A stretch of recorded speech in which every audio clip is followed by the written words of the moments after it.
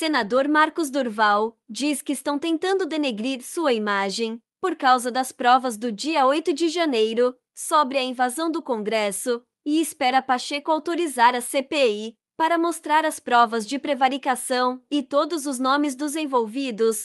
Ele inocentou o ex-presidente Bolsonaro e acusa Daniel Silveira de tentar induzi-lo a gravar conversa com o ministro Alexandre de Moraes. Veja a coletiva. Assunto, nós estávamos na sala, só eu, o Daniel e o ex-presidente, e eu até iniciei o assunto falando de que era necessário ele comunicar logo à sociedade de que não ia não ia acontecer nenhuma intervenção militar, que isso,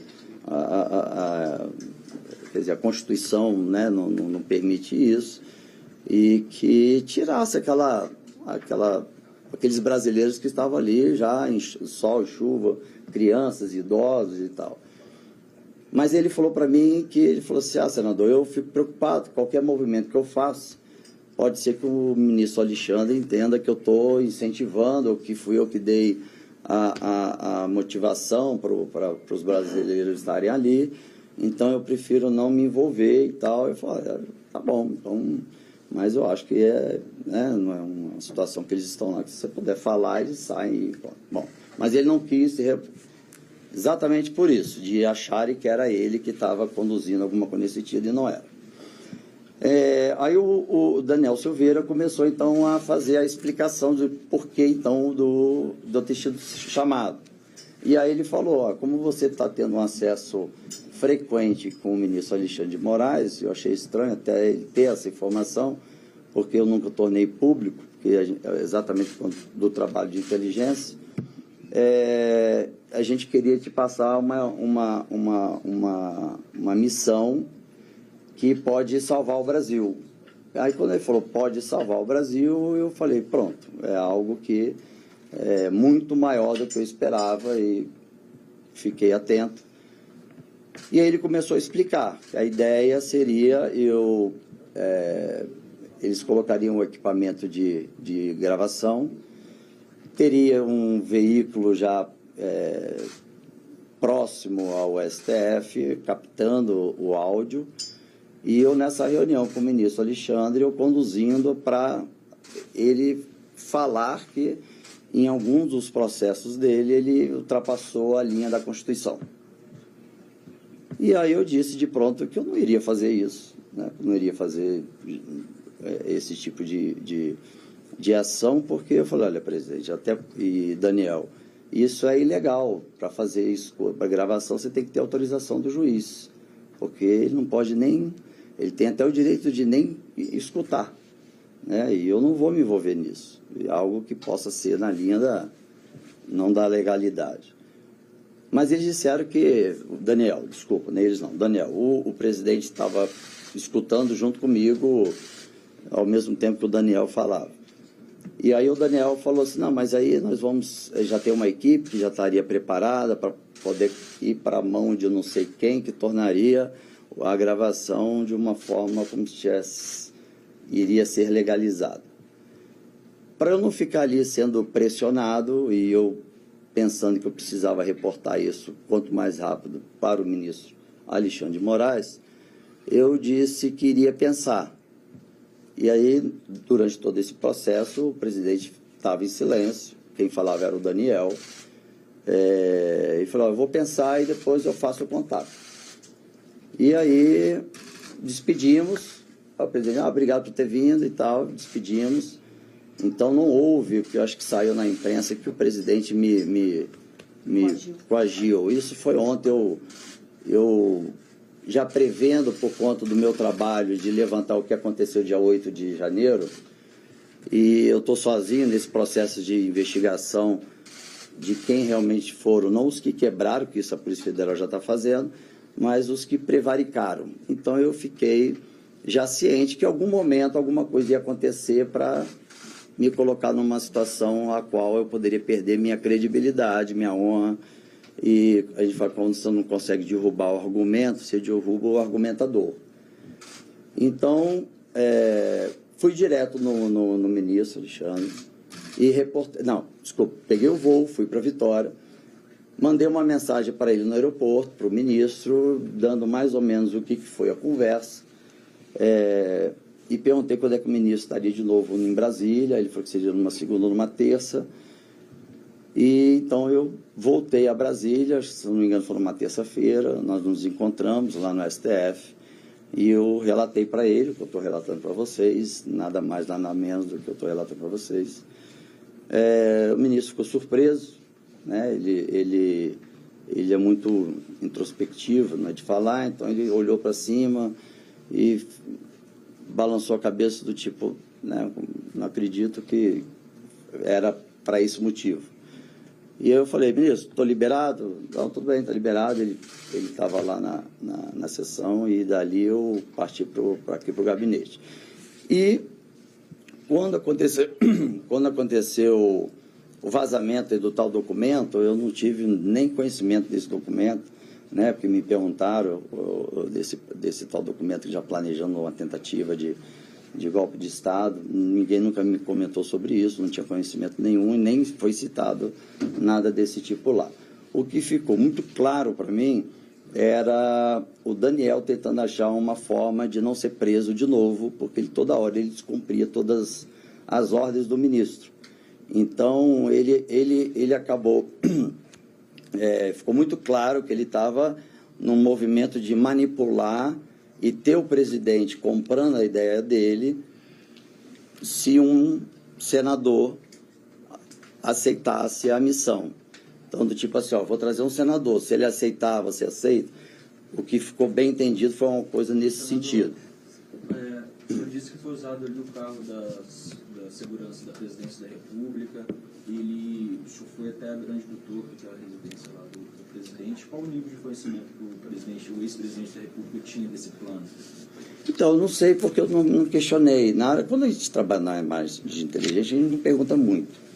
Eu não perguntei por que teria que ser naquele carro, porque para mim já ficava claro que eu não era para ser identificado como um senador, não era para parar na cancela. Se eu fosse com o meu carro oficial, teria que parar na cancela, registrar a placa.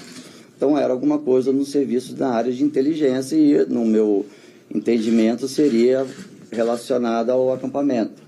Porque nós já tínhamos informações que tinham células lá se articulando para fazer qualquer ataque, tanto é que aconteceu depois o do...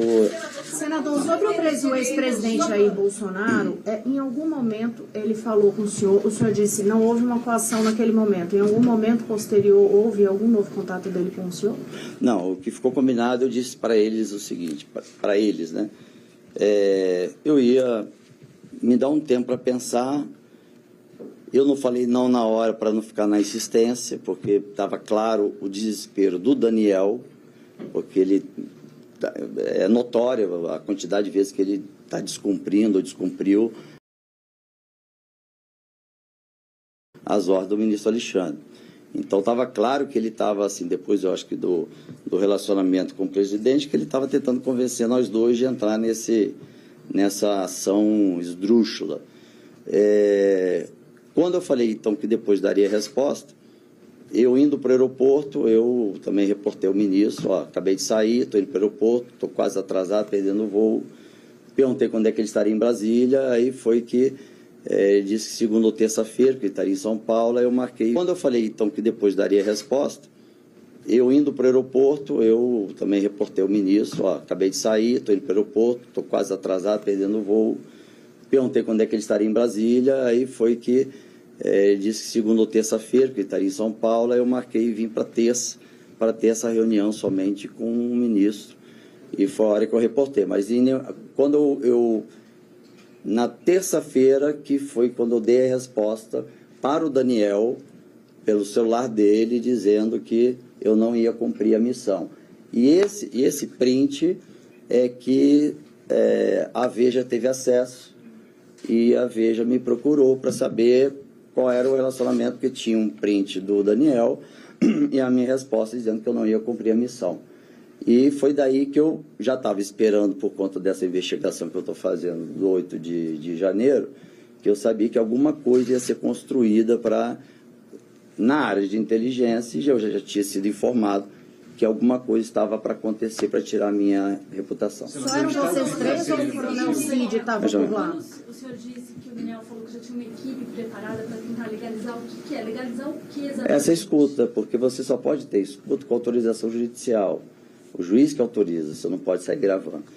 Quando você grava e quer apresentar até nos autos, o juiz pode até te dar a voz de prisão, porque é uma gravação ilegal.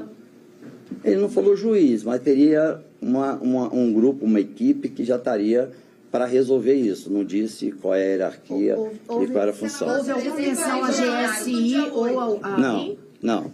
Nem o GSI, nem a ABIN. Não citou nem o GSI, nem a E o ABIN. coronel Cid também não estava por lá? Não citou, O presidente Bolsonaro falou no dia 7. Dia 7 foi quando o Daniel foi no Senado. Ah, tá. Dia 8 foi o dia que eu não tive o encontro.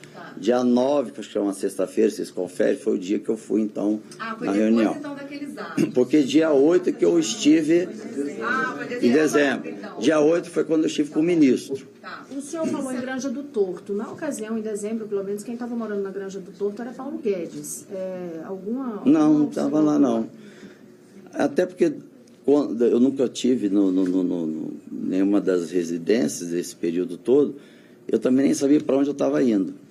Se era a casa, se era a casa dele, do vice, eu só vi que era alguma coisa, porque ele falou no Granja do Torto. Eu lembro por causa do Torto, aí eu lembro disso. O Bolsonaro falou Peraí. alguma coisa? O presidente Jair Bolsonaro falou alguma coisa? Não, Toda a proposta não. foi colocada pelo Daniel Silveira? Todo.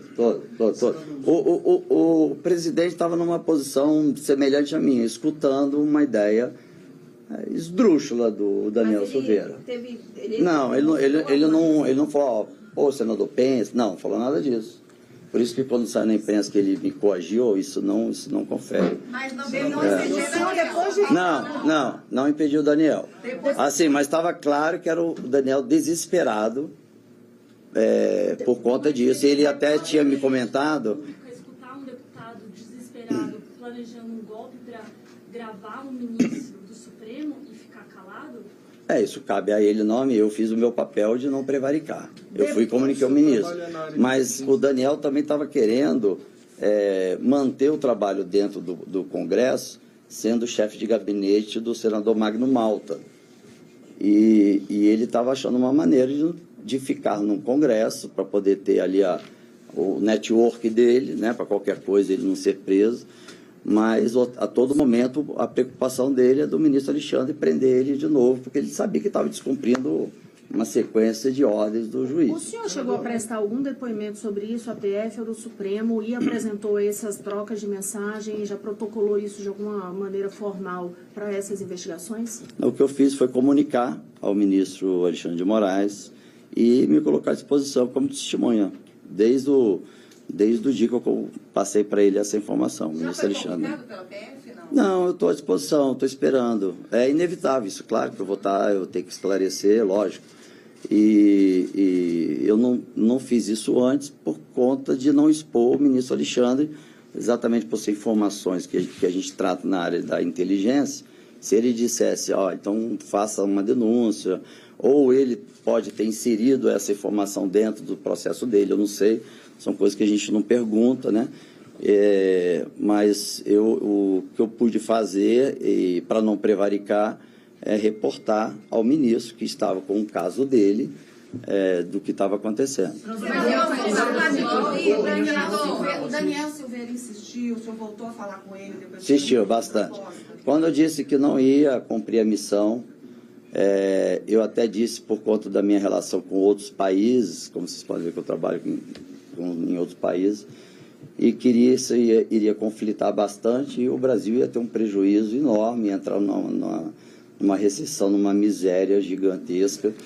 E eu não ia compactuar com isso, então eu cortei, mas ele ficava insistindo, queria ir no Senado, encontrar comigo. Aí ligava várias vezes, eu não atendia o telefone, desde aquele dia que eu falei para ele que eu não ia fazer, eu nunca mais atendi o telefone. Ele chegou a mencionar que nem Flávio Bolsonaro sabia. Ninguém sabia. E aí, depois o senhor chegou a falar com o senador Flávio Bolsonaro também? Quando nessa área de inteligência, a gente não fala com ninguém. O que aconteceu ontem, de eu ter tornado isso público, primeiro, assim, quando falou desse tal documento, né, que estava circulando aí, algumas pessoas me perguntaram se eu tive acesso, até por conta da minha função dentro da SECAI, que é a comissão que fiscaliza as agências de inteligência. E eu tinha dito que eu nunca tive acesso, nunca soube desse documento, mas isso começou a ficar em cima de mim assim, poxa, eu tenho que tornar isso público, eu não posso ficar com uma informação dessa. Mas eu não poderia avançar ao ponto de dizer que o ministro Alexandre fez ou deixou de fazer, que eu também não perguntei. Mas eu quis adiantar, porque quando chegou para mim a informação de que já estavam, por conta do meu, eu acho que vocês estão acompanhando, do meu trabalho, no levantamento de quem deixou acontecer, não quem executou e quebrou, mas quem permitiu acontecer. Você já deve ter visto nas minhas redes sociais as pessoas que são suspeitas, em cima de documentos que eu tenho, mas eu não posso tornar público, porque é sigiloso. Por isso que eu estou cobrando o que foi eleito Pacheco para abrir a CPI o quanto antes, porque aí eu posso tornar pública os documentos. Mas eu dei o start por conta disso. Na Você live, vai o senhor renunciar, disse que viria à tona a tentativa do presidente Jair Bolsonaro de tentar coagir o senhor para dar um golpe do Estado. Não, isso foi da fala com o pessoal do MBL. O MBL ontem, quando acabou as eleições, o MBL postou um título traidor, alguma coisa nesse sentido, né? E tinha foto de vários senadores e tinha a minha. E eu entrei em contato com eles para perguntar que história é essa? Traidor por causa de quê? Né? Que prova que tem? De trair o quê? E na imagem que saiu na TV Senado, foi onde eles tiraram a conclusão louca deles, quando eu estava indo embora, eu abracei o Pacheco, dei parabéns para ele, perguntei se seria pautado logo a CPI, e saindo encontrei o Davi Alcolumbre, também abracei ele, dei os parabéns pela vitória, e assim eu fui embora. E aí o MBL fez essa postagem dizendo que eu traí o Brasil, e comecei a ser massacrado de mensagens, traidor, traidor, traidor, traidor, traidor. Quando fui ver o MBL, e eu fiquei tentando falar com o MBL, eles não atendiam, e eu comecei a falar, gente, vocês estão me seguindo, escutando agora, eu peço para que vocês entrem em contato lá, tentem me ajudar, porque os caras não estão querendo nem me dizer da onde tiraram essa informação. Então eu estava num momento aí de muita raiva, e eu estava desde 5 da manhã tentando trabalhar para ver se a gente conseguia eleger o Marinho, e eu era quase meia-noite e pouco, e aí foi aquele desabafo que você ficou nervoso, você fala coisas que você... Qualquer discussão de casal, depois se arrepende do que fala. Mas isso daí não aconteceu. Foi falado, mas não é o... A sua postagem ficou um pouco... Eu não entendi direito. O senhor diz que irá se afastar definitivamente da política. Afastar, né? Não, diz que vai afastar do Senado e que vai sair definitivamente da política. O senhor vai renunciar ao mandato ou se afastar? Não entendi o que... Tá. O senhor pretende fazer? Depois desse fato aí, porque assim, eu nunca fui político, né? Então, quando você entra aqui, eu já disse para alguns repórteres que a gente tem intimidade, tem hora que a gente fica com vontade de ir embora daqui, porque você é colocado numa posição como se quisesse estar aqui tirando proveito, querendo se enriquecer, e aí vai. Tanto é que eu postei meu contra-cheque, postei meu extrato bancário, e a imprensa me massacrou, porque eu estava como se estivesse desdenhando do salário. Quer dizer, minha carreira anterior, eu não precisa nem comparar, está no portal de transparência, quando você tem que entregar as documentações para assumir o cargo, então tudo é declarado, então eu tinha uma condição melhor. E ficar aqui tomando pancada o tempo inteiro, tem hora que eu entrava aqui e falava, não estou aguentando, eu vou largar isso. Mas a minha equipe, né, eu não posso também largar a minha equipe, eu sempre trabalhei com essa questão da equipe, do grupo, 20 anos trabalhando na SWAT, foi algo que para mim não se toma decisão individual. Então foi um desabafo na minha rede social, e de manhã, eu fui acordado pela minha filha, que tem Vitória, às 5 e pouco da manhã, e ela sofrendo e vendo aqueles ataques nas redes, e falou, pai, só porque você abraçou o que ganhou a presidência? Eu falei, filha, só por causa disso. Então, eu vendo a minha filha recebendo a pancada lá no meu estado, ela com 16 anos de idade, E ela nunca passou por isso. Eu também não, nunca passei por isso, né? Nunca fui criticado, meu trabalho sempre foi muito transparente e o mundo inteiro sempre não é fiscalizável. Eu sempre trabalhei com todas as agências de inteligência porque eu poderia estar treinando terrorista, traficante e não era, enfim. Então a gente tinha um trabalho muito próximo com todo o serviço de inteligência. Quando eu disse isso, eu estava praticamente decidido mesmo em chegar aqui, reunir a equipe, reunir com parte da equipe para tomar decisão se eu realmente iria sair, deixar assumir a suplente. Não, porque a suplente, ela, na época da campanha, foi sem recursos, você sabe disso, eu vendi meu carro para poder fazer minha campanha, foi R$90 mil, e eu não tinha nenhum nome para suplência, aí na hora tinha a secretária do vereador, e eu perguntei a ela se ela podia emprestar os documentos para ela ser minha suplente. E aí ela deu e pronto, ela foi eleita, aí ela achou que... Aí eu tive um infarto lá no primeiro ano, que eu fiquei me dedicando muito, e aí ela mandou uma mensagem dizendo, ó, estou pronto para assumir, nem me perguntou se eu estava bem. Aí eu falei, olha, não foi acordado nada disso, você esquece dessa possibilidade. Bom, então essa possibilidade de ter alguém assumindo meu lugar, zero, porque eu não posso deixar todo o trabalho que eu fiz até aqui ser destruído daqui aos 4 anos. E eu também não posso largar a missão que eu assumi sozinho até agora para apresentar para a sociedade, para a imprensa, quem prevaricou.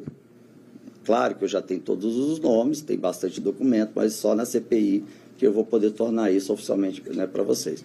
Então a decisão ainda não foi tomada ainda se eu permaneço. Meus colegas de trabalho, que foi uma coisa até que me impressionou, me emocionou até. Eu recebi ligação de todos, do Flávio Bolsonaro, do Eduardo Bolsonaro, do Alcolumbre, do Pacheco, do Everton, do Moro, todo mundo, da Elisiane, todo mundo dizendo, Senador, não faça isso, não saia, não saia. É importante o seu trabalho, a sua forma correta de trabalhar, a sua transparência, o Ministério Público do meu Estado, onde eu sempre reporto qualquer centavo quando eu mando, também ligou, não faça isso e tudo mais. Não. Naquela hora, se você... naquela hora que eu postei, se fosse no horário comercial, eu tinha saído. Quando eu acordei com o telefone da minha filha, aí que eu comecei a falar, não, então, se eu sair, eu não vou mostrar o resultado do meu trabalho e por que eu estou sofrendo essa perseguição de reputação, né? Então eu vim pedir para a minha equipe me esperar, que eu queria reunir, antes de falar com vocês da imprensa, e a minha equipe pediu para que eu ficasse, estão tentando me convencer. E meus colegas, eu desci para marcar presença e todos me abordando, falaram, pelo amor de Deus, não saia, não saia, não saia. E isso mexe com a gente, né? Assim, quando a gente tem uma decisão que a gente acha que está sozinho, querendo mudar o mundo, a gente fica meio... com aquele sentimento do tipo, deixa eu voltar para a minha carreira anterior, que lá eu estava bem, estava feliz, viajando o mundo inteiro, não tinha problema nenhum. Então, quando me coloco num quadrado, tipo, só porque é político, quer tirar vantagem, quer roubar, quer se corromper, assim como vocês são sempre colocados como se fosse de esquerda, extrema esquerda, e eu sei que não são, né, na maioria, cada um tem sua personalidade, sua forma de trabalho, e como se isso fosse também um crime ser de esquerda, né? Tanto é que as minhas assessoras, eu tenho 2, Silvias, uma é de direita, outra é de esquerda. Mas é por isso. Então, eu cheguei aqui com o coração mais aliviado, até porque eu tomei um remédio para dormir, fui acordado pela minha filha, isso também me balançou. Senador, a Polícia Federal pediu a Moraes... O senhor